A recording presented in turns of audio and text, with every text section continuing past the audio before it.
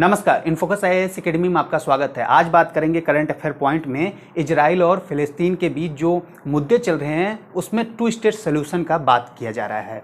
इसमें जो to state solution है वो क्या इजराइल मानना चाहेगा?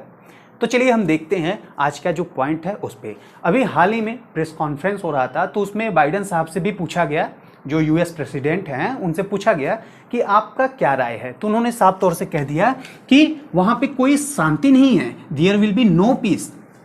वहां पे कोई शांति नहीं है। इस वजह से उनका एक और स्टेटमेंट आता है कि अगर यहूदी जो हैं वह अपने को इजराइल से अलग करना चाहे तो उन्हें कोई आपत्ति भी नहीं है। यानी उन्होंने साफ तौर पे समझाते हुए कहा है कि जो यहूदी हैं वहां पे अगर वह चाहें तो इजराइल से हटकर अपने आप को स्वतंत्र कर सकते हैं, उन्हें कोई प्रॉब्लम नहीं होगा। उन्होंने साफ तौर पे यह भी कहा है कि वह रिबिल्ड करेंगे गाजा को, जो कि हाल ही में इजराइल द्वारा नष्ट किया गया है। यानी एक खूबसूरत शहर के रूप में हम देखते थे जो कि इन दिनों शमशान बन चुका है। और इस पे उन्होंने कहा है, यानी बाइडेन साहब ने कहा है कि इसको हम रिबिल्ड करेंगे। अब देखिए कुछ पुराने पॉलिसीज भी निकल के आ रहे हैं यूएस के। जो पुराने पॉलिसीज थे ईरान और फिलिस्तीन के बीच जो मत थे उसके बीच से, देखिए इन दोनों के मतभेद में कहीं ना कहीं यूएस भी किस तरह से कटाक्ष करता है इन दोनों के बीच के, वह देखने को मिलता है। देखिए पुरानी जो पॉलिसी थे उस समय, या कहें 2017 की जो पॉलिसी थी उस समय कौन था प्रेसिडेंट? डोनाल्ड ट्रंप थे।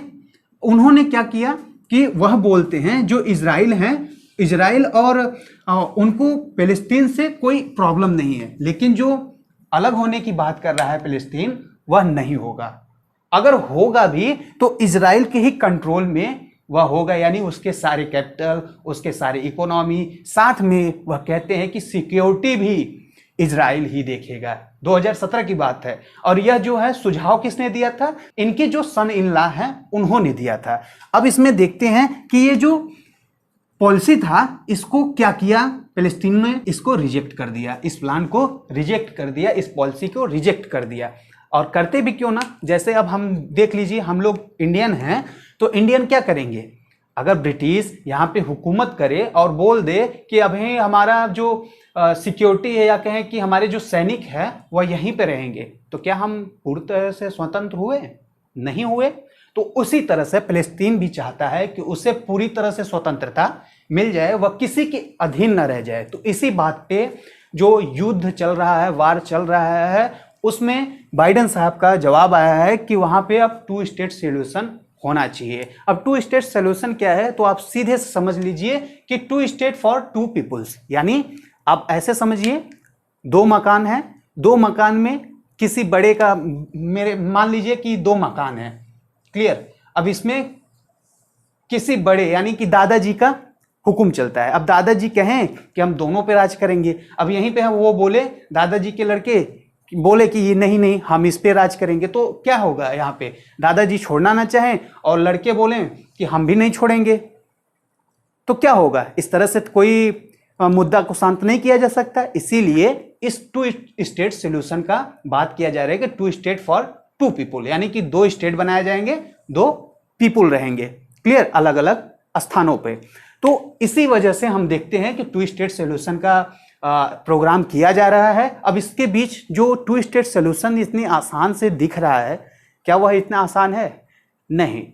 अब इसमें समझिए कि चैलेंज क्या आ सकते हैं। जो बॉर्डर इशू है वह आएंगे। अगर देखें रिफ्यूजी, जो हम देखें, अगर थोड़ी सी हिस्ट्री की बात करें तो हिस्ट्री में हम देखते हैं क्या कि ये जो फिलिस्तीन है उस समय, यानी किस समय, जब ब्रिटिश यहाँ पे राज करते थे। आप देखेंगे यहाँ पे कि कुछ इस तरह से, पूरी तरह से हम देखते हैं, मैप दिखता है हमारा, ये पूरी तरह से आप देख लीजिए, इस तरह से कुछ मैप दिखे तो यहाँ पे कुछ गाजा पट्टी है, यानी हम कह सकते हैं गाजा सिटी। और ये हमारा क्या है, यहां पे देख लीजिए वेस्ट बैंक है, और यहीं पे जेरूसलम है। अब ईरान क्या है, जब 1946 का समय था, ब्रिटिश जा रहे थे, तो उस समय पूरी तरह से फिलिस्तीन यहां पे थे, यहाँ पे फिलिस्तीन का कब्जा था, यानी पूरे क्षेत्र में हम देखें तो फिलिस्तीन था। यहाँ पे कोई इजराइल बहुत ही कम मात्रा में हमें देखने को मिलते थे, बहुत ज़्यादा नहीं थे।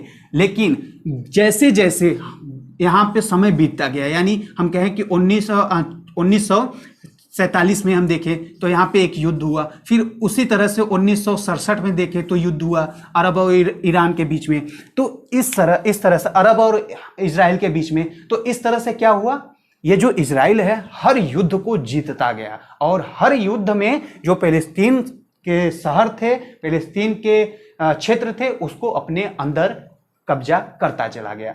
तो इसी बीच में क्या निकल के आ रहा है कि अब उनके पास जो बचा है क्षेत्र, कुछ छोटा सा क्षेत्र बचा रह गया है। आप देखेंगे कितना है।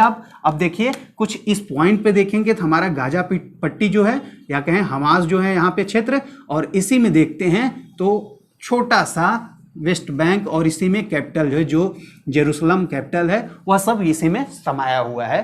फिलिस्तीन का अब छोटा सा पार्ट रह गया है। तो इसमें अब चैलेंज देखने को मिल रहा है, ये जो बॉर्डर होंगे वह किस तरह से होंगे। तो उस समय जो 1967 में अरब और इजराइल का युद्ध हुआ था, उसमें क्या हुआ था, ये जो बॉर्डर थे पूरी तरह से कब्जा करता गया। किसके? फिलिस्तीन के जो बॉर्डर थे उसके कब्जा करता गया कौन? इजराइल, उस पर कब्जा करता गया। अब जब कब्जा कर लिया तो वहां पे पूरी तरह से बैरिकेड लगा दिया गया। बैरिकेड लगाने के बाद आज के समय में वहां पे किसी को नहीं जाने दिया जाता। वहां पे किसी को, मतलब कि अगर आप फिलिस्तीन के हैं निवासी तो आपको पासपोर्ट वीजा दिखाना पड़ेगा, तब आप इस तरफ आ सकते हैं। इस तरह के वहां पे मुद्दे चलने लगे हैं। तो इस तरह से हमें देखने को मिलेगा चैलेंज, जो बॉर्डर इशू है। अब इसमें देखें कि 1948 में बहुत से इजरायली जो थे वह रिफ्यूजी के तौर पे कहां पे आ गए थे? फिलिस्तीन में आ गए थे। फिलिस्तीन में आने के बाद देखते हैं कि अब ये लोग मांग कर रहे हैं कि हम लोग इजराइल में जाना चाहेंगे, लेकिन इजराइल ने साफ तौर पे मना कर दिया, हम किसी को नहीं लेंगे। क्यों? क्योंकि हमारे ऊपर जो बर्डन है वह बढ़ जाएगा, इकोनॉमिक क्राइसिस हमारी हो सकती है। देखते हैं यहाँ पे सिक्योरिटी चैलेंज। इजराइल तो ये कभी नहीं चाहेगा, क्योंकि हम देखते हैं जो गाजा पट्टी है यहाँ पे हमास है, अभी इसके ही बीच में युद्ध हो रहा था। किसके बीच? इजराइल और हमास के ही बीच में युद्ध हो रहा था। अब युद्ध हो रहा था तो क्यों हो रहा था? आप लोग यह सब न्यूज़ तो जानते ही होंगे।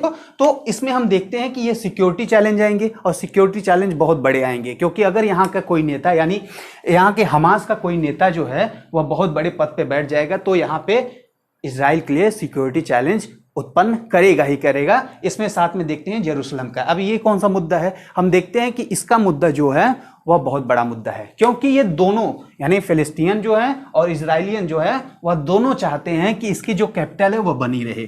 कौन सी कैपिटल है? Jerusalem capital.